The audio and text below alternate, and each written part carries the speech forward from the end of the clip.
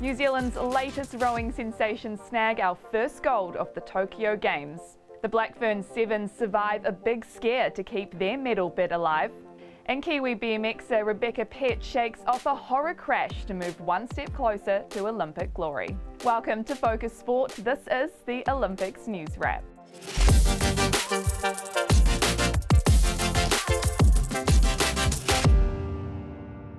Kia ora, I'm Cherie Kinnear, and a fantastic day on the water for New Zealand. Grace Prendergast and Kerry Gowler claiming our first gold medals.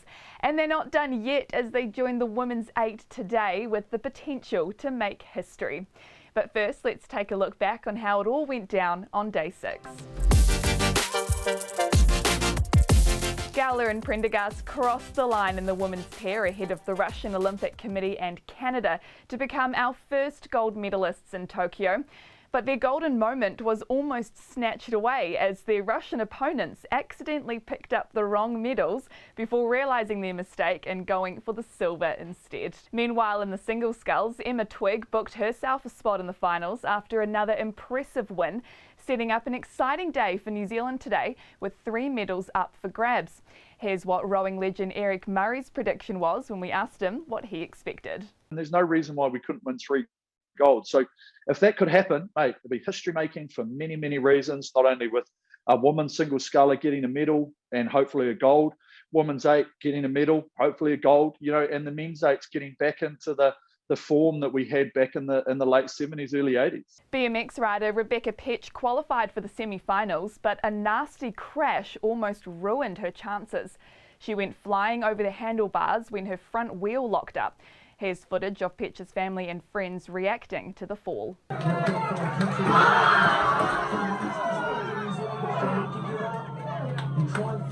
She came off uninjured, thankfully, before following with a 3rd place finish in her second run. The Blackfern Sevens had a patchy start to their Tokyo campaign. After a decent 29-7 win over Kenya, the hot favourites had to fight back from 21-0 down against Great Britain, in the end winning 26-21. Peter Burling and Blair Tuke rocketed back into contention at the halfway point of the 49er class. The Kiwi duo sit 4th overall through 6 of 12 races. Meanwhile, Paul Snow-Hansen and Dan Wilcox and Josh Jr. in the Finn remain on track. The news was less pleasing for Sam Meach, however, who was unable to continue his resurgence in the laser. Lewis Clareburt is through to his second final after making it through the 200 metres individual medley quarters yesterday. And Kiwi tennis pair Michael Venus and Marcus Daniel were thrashed by Croatia and face USA for the bronze medal today.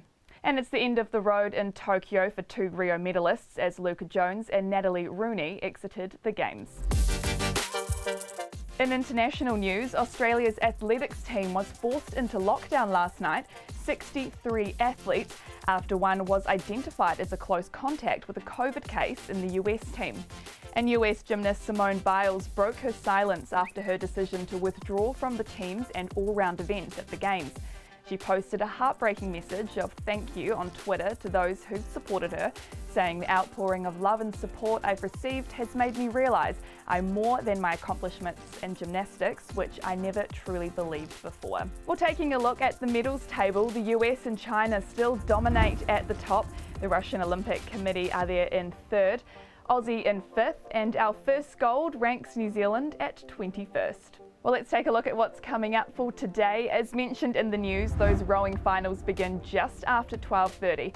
Emma Twigg followed by the men's and women's 8. You won't want to miss this. This could be an incredibly historic day for New Zealand.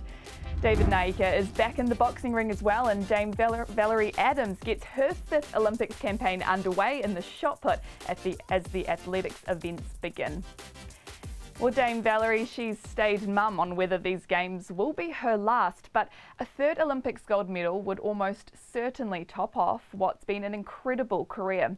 So we sat down with our sports reporter Andrew Alderson, who's followed her journey for almost 2 decades, for some insight as to how she's been tracking.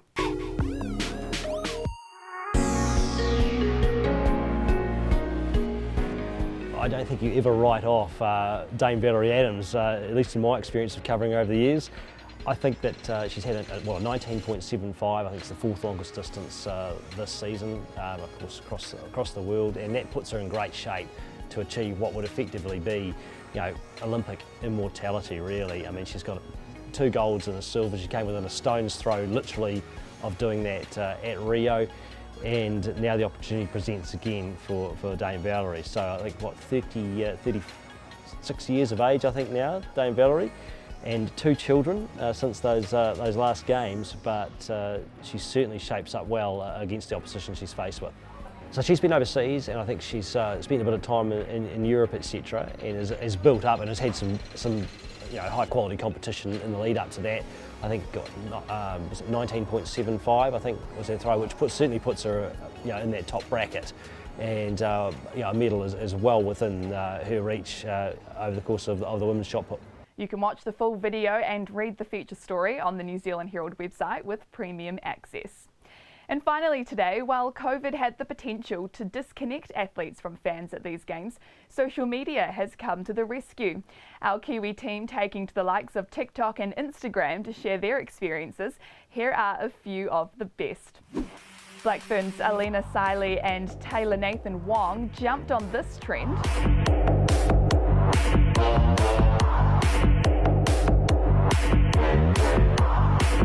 Triathlon bronze medalist Hayden Wild gave away his best Olympics Village life hack. The problem with the Olympic Village is there's so many people. It's quite hard to get your washing and to get it clean. So if you've got no socks left, a bit of baby powder in your shoes. That's how you do it, shit, like.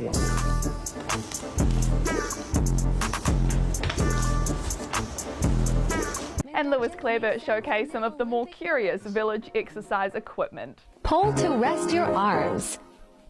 Leg stretch. Leaning pull. Some great insight and very entertaining content there from our athletes. Now, to stay up to date with all of our athletes, check out our real-time Kiwi Games tracker on the New Zealand Herald website. You can also find out more about our athletes and teams with our interactive schedule.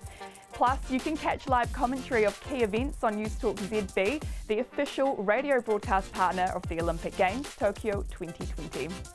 While Kiwis get ready for a potentially big day, I'll be back tomorrow morning to bring you all the news from what unfolds. I'm Cherie Kinnear for Focus Sport.